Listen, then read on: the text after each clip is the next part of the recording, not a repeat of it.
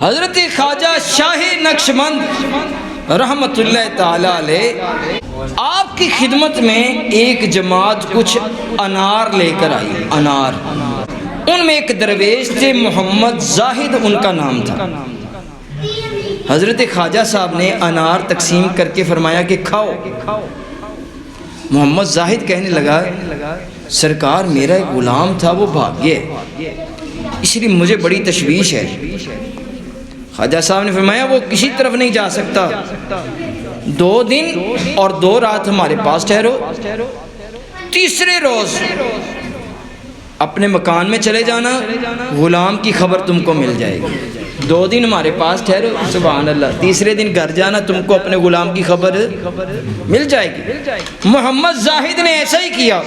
تیسرے روز جب وہ اپنے مکان میں پہنچا تو پہلے اس سے کہ حضرت خواجہ کی بشارت اپنے اہل سے بیان کرے، غلام دروازے سے داخل ہوا. محمد زاہد اس کے گھر والوں نے تعجب کیا، غلام سے پوچھا کدھر چلے گئے؟ اس نے کہا جب میں بخارا سے نکلا نصف ایک جگہ تھی، وہاں جانے کا قصد کیا، میں نے کچھ راستہ طے کیا، میرے پاؤں میں ایک بیڑی ظاہر ہوئی، میں چل نہیں سکتا تھا اور گھنٹی کی آواز آتی تھی جس سے مجھے وہم ہوا یہ آواز بخارا تک پہنچتی. جب میں واپس مکان کی طرف چلتا تو بیڑی کھل جاتی اور گھنٹی کی آواز نہ آتی. 3 دن تک یہی حال رہا.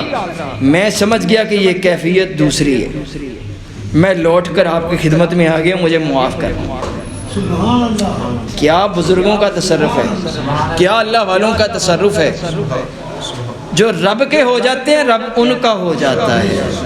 رسول خدا کی غلامی میں کیا ہے، ذرا تم غلامی میں آ کر تو دیکھو. غلامی یہ ہے بادشاہی سے بہتر، ادھر آؤ قسمت جگا